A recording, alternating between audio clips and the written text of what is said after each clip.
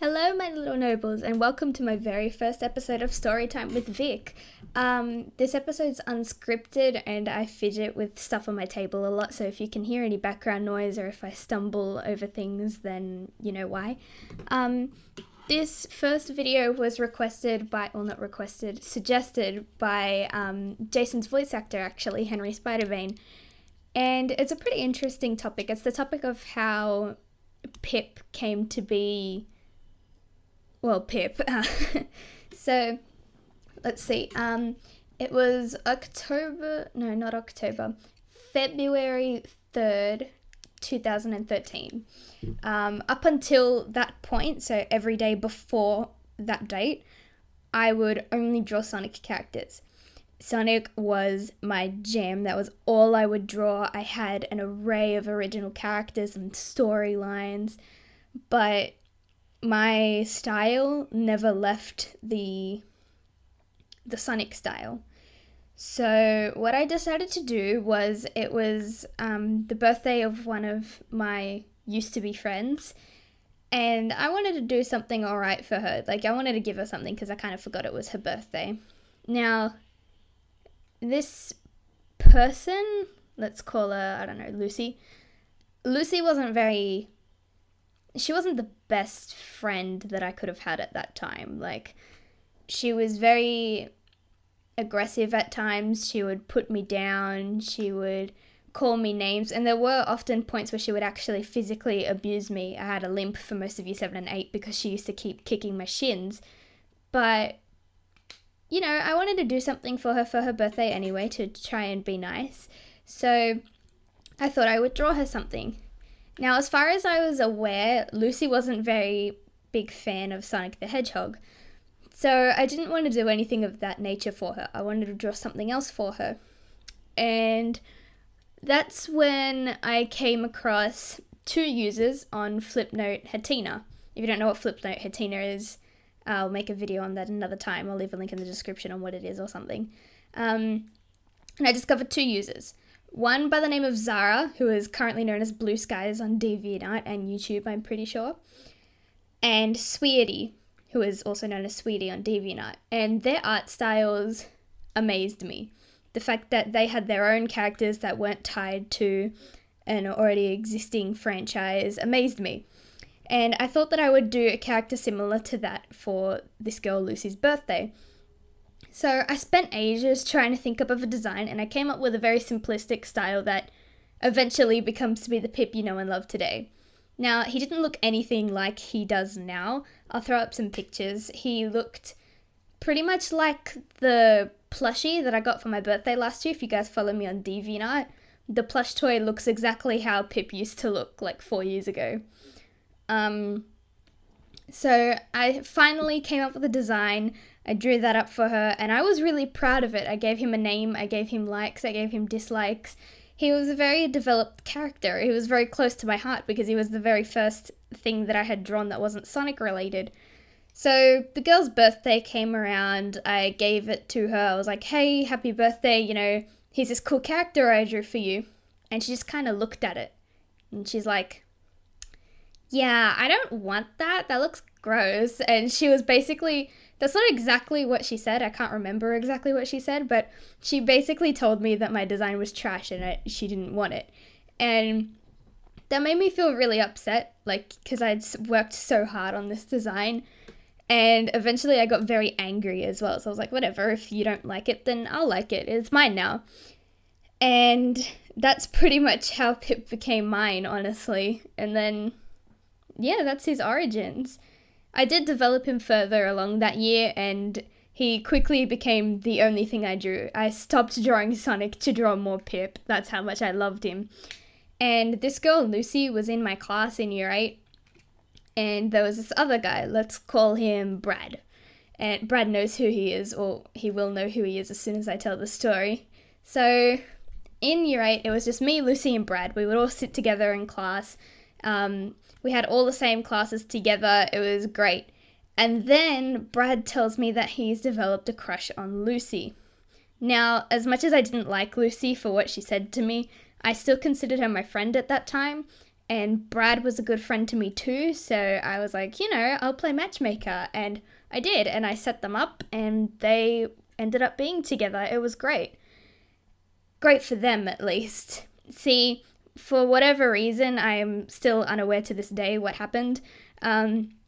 Lucy had somehow brainwashed Brad into thinking I was this horrible person, and they worked together to pick on me, basically.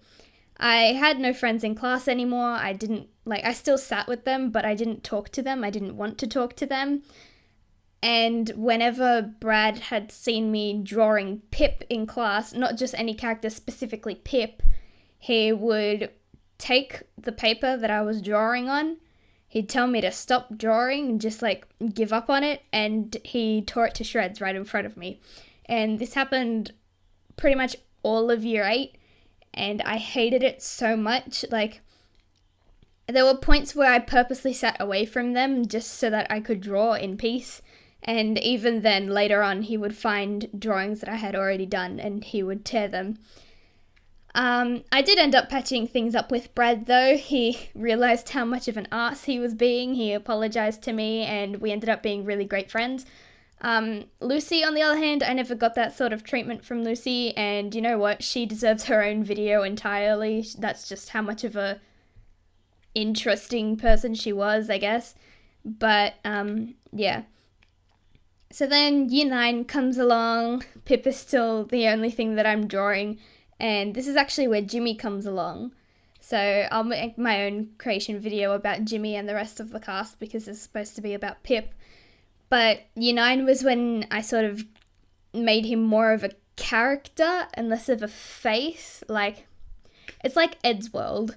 Ed, Tom, and Matt, they were all pretty much the same person at the beginning of the series.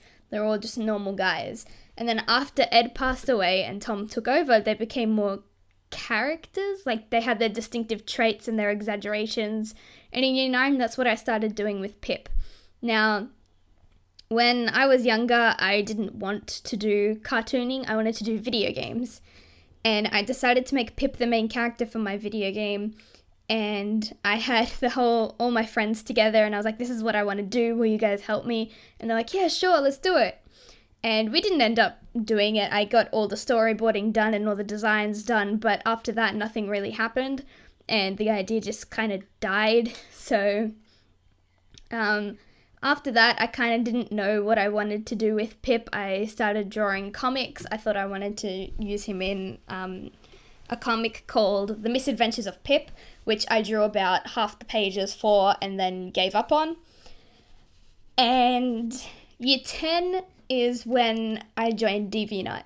And I didn't add Pip into my DeviantArt because at this point, I didn't know what I wanted to do with him. He was just kind of there. And my Sonic phase came back in, so I started drawing Sonic all over again, and that became all I drew. For those of you who were watching my DeviantArt from the beginning, you'll know all I drew was Sonic. And then I brought in Reality Check, which at the time was called Promise. And it wasn't until after Promise was invented and brought to DeviantArt that I brought Noble Blood in. And at the time, it wasn't actually called Noble Blood. I hadn't come up with that name until about 2 or 3 months after I put Pip on DeviantArt. And that's simply because I didn't know what I wanted to do with him. And then I found Cass Animation. If you guys don't know who she is, I'll leave a link in the description because she is absolutely amazing. And at that time, she was working on her own animated series called The Islanders. It was called The Furies or Furries at the time.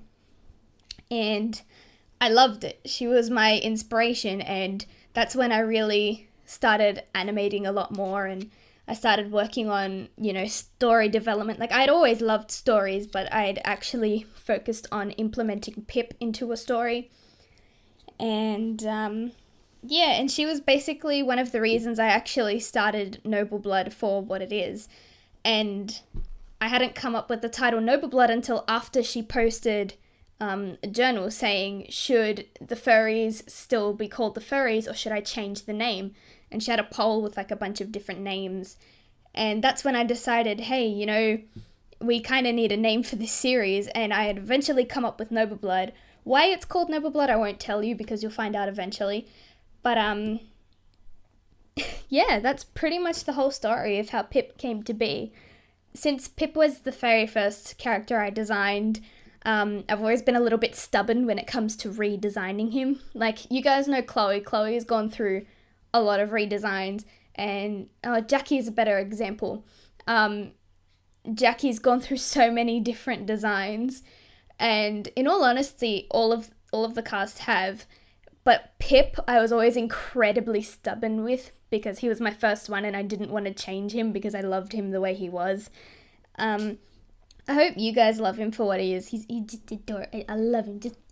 Okay. But that's pretty much the story of how Pip came to be like one of the main characters in Noble Blood, and how I came to love him as much as I do. So yeah, I hope you enjoyed my first story time with Vic. If you have recommendations down below for a story you want to hear, then yeah, let me know. I'm pretty sure that made no sense because this is unscripted, as I said. I'm thinking for the next story, I might either talk about Lucy as an individual, or I might talk about my Sonic addiction. I have no idea which one. But yeah, I'll see you guys later. Bye-bye!